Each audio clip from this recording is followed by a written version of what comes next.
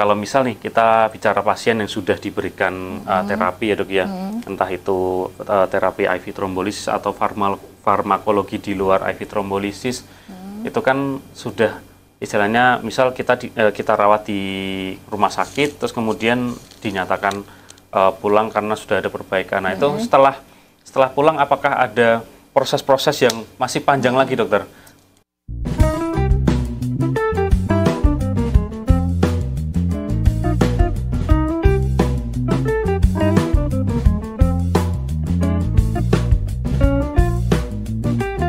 Oke, selamat siang teman-teman Hermina Talks.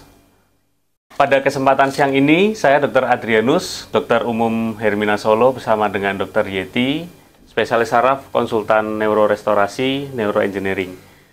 Dan pada siang hari ini, kami akan membahas beberapa topik dan beberapa hal yang menarik berkaitan dengan stroke secara umum dan juga rehabilitasi pasca stroke pada pasien-pasien yang mungkin mengalami stroke ya di Indonesia, karena kasusnya memang sangat banyak ya dokter.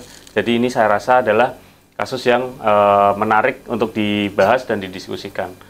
Oke, seperti itu. Mungkin untuk awalnya ya dokter, untuk mengawali perbincangan pada siang hari ini kita mungkin membahas terkait dengan stroke sendiri dokter. Jadi sebenarnya apa sih yang namanya stroke, kondisi medis seperti apa, atau temuan-temuan apa yang itu adalah bisa dikatakan adalah merupakan stroke. Ya, begitu dokter. Kalau menurut WHO, dok, stroke itu kan gangguan pembuluh darah otak terjadi secara mendadak. Jadi kata-kata kuncinya itu mendadak ya, onsetnya mendadak. Kemudian dia bisa berlangsung lebih dari 24 jam, menimbulkan defisit neurologis, kalau kita bisa menyebutkan morbiditas atau kecacatan ya. Gejala sisanya itu bisa vokal itu mungkin tadi ya, kelemahan separuh, kemudian merot separuh, atau defisit neurologisnya global misalnya afasia, gangguan bicara, dia tidak bisa ngomong. Selain itu stroke sampai bisa menyebabkan kematian. Ya, kematian. Yang menjadi masalah sekarang, kalau di Indonesia itu sekarang kematiannya kalau nggak salah itu nomor 1. Nomor 1 kalau di dunia nomor 2, masih di bawah jantung. Kalau di Indonesia kematiannya nomor 1. Kematian nomor 1 itu. Dan itu kecacatannya banyak. Ya, itu yang sulit ya. Makanya kan di neurologi sekarang ada konsultasi neurorestorasi, neuroengineering, jadi perbaikan sel-sel neuron yang mengalami kerusakan biar pulih kembali. Biar ada pemulihan ya dok ya. Oke. Nah karena ini adalah tadi sudah disampaikan oleh Dr. Yeti bahwa angka kematian yang berkaitan dengan stroke di Indonesia sendiri itu adalah nomor 1 ya dok ya, dan juga tingkat kecacatannya sangat tinggi ya dari stroke sendiri. Makanya memang diperlukan pentingnya adalah restorasi, neurorestorasi dan juga neuroengineering supaya kita bisa istilahnya bisa memperbaiki kualitas hidup, benar ya dok ya, dari pasien-pasien yang mungkin mengalami stroke. Nah kalau di Hermina Solo sendiri dokter, kan ini ada beberapa waktu yang sebelumnya kan yang lagi hits ya dok ya, atau ada istilahnya kayak seperti fasilitas kesehatan yang baru itu namanya obat IV trombolisis untuk pasien stroke. Nah itu sebenarnya apa dokter? Itu terapi yang seperti apa? Kalau trombolisis ya kita kan menggunakan RTPA. Ya. Ada onsetnya, jadi tidak semua stroke bisa diberikan obat tersebut. Ada kriteria. Ini masuk kriteria, ini tidak masuk kriteria. Salah satu kriterianya onsetnya kurang dari 3,5 jam. Kalau kita gunakan bisa sampai 4 jam juga bisa. Sesuai kalau di Jepang kan 4 jam, kalau Amerika menggunakan 3,5 jam. Kalau onsetnya, jadi tiba-tiba dia langsung mengalami kelemahan separuh, merah separuh, makanya langsung dibawa segera ke rumah sakit biar masuk ke kriteria trombolisis. Itu untuk stroke sumbatan ya, kalau perdarahan kan tidak bisa, karena efek sampingnya malah bisa terjadi bleeding atau perdarahan. Nah, dengan adanya obat atau pemberian obat trombolisis ini diharapkan ya, awalnya kan sumbatan, diberikan obat trombolisis. itu sumbatannya diharapkan larut, hilang. Jadi tidak ada defisit neurologis. Jadi tidak ada kecacatan, meninggalkan kecacatan. Gitu. Ya. Sebenarnya ada lagi, kalau misalnya tidak masuk ke kriteria pemberian trombolisis untuk stroke infak atau untuk stroke infak ya, mau trombotik emboli, karena biasanya kalau fase-fase awal kan sulit. Itu 18 jam bisa dilakukan trombektomi. Itu masih bisa masih kriteria ke sana masih bisa diberikan. Jadi sebenarnya sekarang itu dengan perkembangan zaman banyak pengobatan dengan farmakologi maupun dengan intervensi ya, untuk mengurangi, pertama pasti menyelamatkan nyawa, yang kedua targetnya sekarang mengurangi kecacatan, kalau bisa hilang itu kecacatan. Oke. Jadi berkaitan dengan obat IV trombolisis ini, yang pertama memang ada onsetnya dok ya, maksimal itu 3,5 jam atau mungkin bisa diberikan 4 jam. Nah tapi itu pun juga harus mempertimbangkan faktor-faktor yang lain ya dok ya. Apakah ada kriteria banyak sekali ya dok, ada macam-macam ya, kriteria inklusi, kriteria eksklusi, dan itu memang harus sesuai dengan kriteria tersebut baru bisa kita gunakan. Itu pun juga dalam pemberiannya harus pemantauannya sangat ketat ya. Efek sampingnya perdarahan. Iya. Tapi ya tadi yang mungkin disampaikan oleh Dr. Yeti, walaupun misalnya mungkin yang teman-teman Herminatalks ini mungkin yang menyimak kami, walaupun ada pasien stroke dengan onset lebih dari 3,5 atau 4 jam pun juga pasti tetap bisa ada tindakan yang lain ya dok ya, tidak hanya IV trombolisis itu saja. Ini masih banyak farmakologi atau obat-obatan atau intervensi yang bisa kita lakukan untuk memperbaiki kualitas hidup dari penderita stroke. Nah, kalau untuk ini dokter, kalau misal nih kita bicara pasien yang sudah diberikan terapi ya dok ya, entah itu terapi IV trombolisis atau farmakologi di luar IV trombolisis, itu kan sudah istilahnya misal kita rawat di rumah sakit, terus kemudian dinyatakan pulang karena sudah ada perbaikan. Nah itu setelah pulang apakah ada proses-proses yang masih panjang lagi dokter? Kalau ada defisit neurologis untuk perbaikan sel-sel neuronnya, perbaikan kecacatan atau gejala sisanya masih perlu banget. Masih ya dok ya. Tapi jangan lupa faktor risikonya harus terkendalikan biar tidak berulang. Yang pertama kan itu faktor risiko harus bisa dikendalikan biar tidak berulang stroke-nya. Yang kedua, memperbaiki gejala sisanya. Misalnya kelemahan separuh anggota gerak, bisa kanan kiri, kan kita bisa melakukan intervensi dengan lain. Misalnya gangguan bicara, pelo, kesulitan bicara juga bisa dilakukan intervensi juga, misalnya dengan latihan gitu. Jadi tetap harus diperhatikan. Jadi kalau sudah pulang, wah udah selesai, enggak. Karena obat itu hanya untuk mencegah biar stroke tidak berulang yang obatnya. Tapi untuk memulihkan kecacatan atau defisit neurologis atau gejala sisa, itu tetap harus latihan. Kalau misalnya ada kelemahan ya exercise, biasanya dengan teman-teman dari rehab ya, dengan okupasi terapi. Kalau misalnya gangguan bicara dengan speech terapi, bisa juga dengan modalitas yang lain, misalnya dengan TMS, transcranial magnetic stimulation, itu dengan memberikan gelombang elektromagnetik.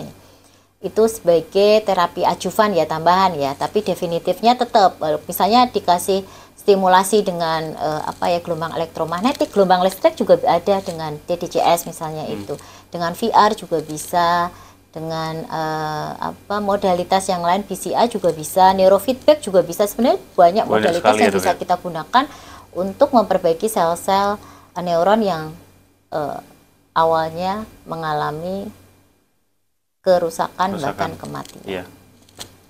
Oke, itu berarti memang sangat banyak dan emang masih panjang ya dok ya untuk proses perbaikan kualitas hidupnya dari penderita stroke. Mungkin berbeda sekali dengan pasien-pasien yang lain yang mungkin dalam tanda kutip penyakitnya adalah disebabkan karena infeksi. Setelah infeksinya selesai, udah selesai. Nah, padahal stroke aja biar infeksi kembali. Iya, padahal stroke ini sendiri walaupun mungkin sudah dinyatakan sembuh ya tetap perjalanannya masih meningkatkan kualitas hidupnya dengan cara yaitu tadi ya faktor-faktor resikonya jangan sampai terulang kembali lah, terus kemudian banyak aktivitas juga, aktivitas yang harus dilakukan, intervensi-intervensi yang harus dilakukan, ya itu memang seperti itu ya dok ya. Memang kasus stroke ini kompleks ya dok ya, sangat kompleks. Iya, dan semakin cepat misalnya tadi exercise, latihan atau diberikan stimulasi seperti itu, perbaikannya juga semakin cepat juga, karena golden period perbaikan sel-sel neuron tuh hanya dalam waktu 6 bulan. Jadi kalau istilah kita neuroplastisitas ya, kan sekarang lagi neuroplastisitas. Dulu kan mikirnya sel saraf itu kalau udah rusak ya udah nggak bisa dilakukan apa-apa, mau diapa-apakan nggak bisa. Tapi dengan teori yang baru, dengan ilmu yang baru bisa.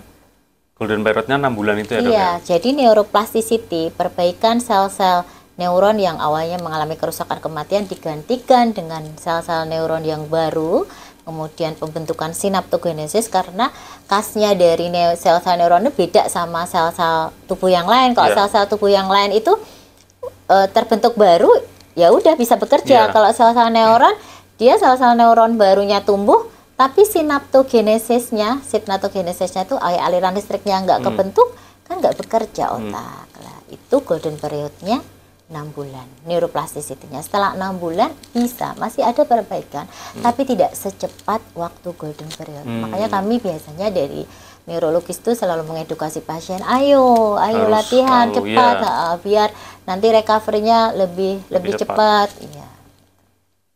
Kualitas hidupnya juga lebih baik ya dok ya. Karena kualitas akhirnya kan mentoknya kalau perbaikan kan quality of life-nya kan juga membaik. Nah, berkaitan dengan pemberian obat IV trombolisis ini, dokter, apakah ada perbedaannya? Ada pasien A yang diberikan obat IV trombolisis dan juga pasien B yang tidak diberikan IV trombolisis, apakah ada perbedaan dari sisi neurorestorasinya, dokter? Kalau pasca onsetnya subakut, bukan akut ya dok, itu sama. Sama ya dok. Kalau pemberian trombolisis kan onsetnya hiperakut tadi ya, 3,5 sampai 4 jam tadi. Itu kan benar-benar pengawasan, harus biasanya di ruangan intensif ya. Itu. Tapi kalau sudah terlewati fase akutnya, hiperakut, kalau stroke kan hiperakut, akut, subakut, kronik. Ya. Kalau sudah terlewati fase akut atau fase istilah kita gawat ya, kalau bilang ke pasien kan. Nanti masih fase akut Bapak Ibu, ini fase akut apapun bisa terjadi. Kalau stroke infark kan 6-7 hari, kalau stroke perdarahan kan 14 hari. Kalau itu sudah terlewati, masuk ke subakut, apalagi ke kronik, sama. Untuk neurorestorasi atau perbaikannya kita perlakukan sama. Nggak ada bedanya. Berarti ada bedanya dok ya? Bedanya ya waktu fase hiperakut tadi dok.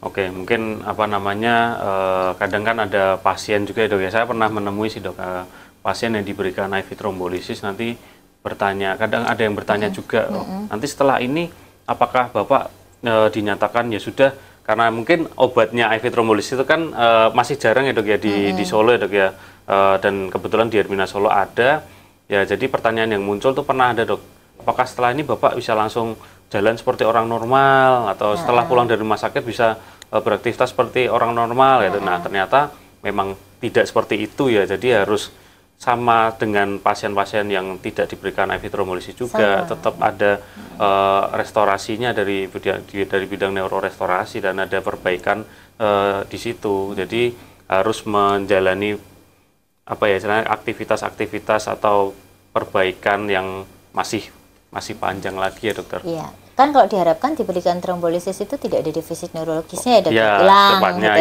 Kalau misalnya, saya udah nggak apa-apa dok, kita periksa kekuatannya udah full, udah 5, nggak ada pelo, nggak ada defisit neurologis, ya mungkin tidak perlu restorasi secara agresif. Tergantung ya. juga ya dok. Tergantung, ya mungkin hanya mengontrol faktor resiko biar struknya tidak berulang.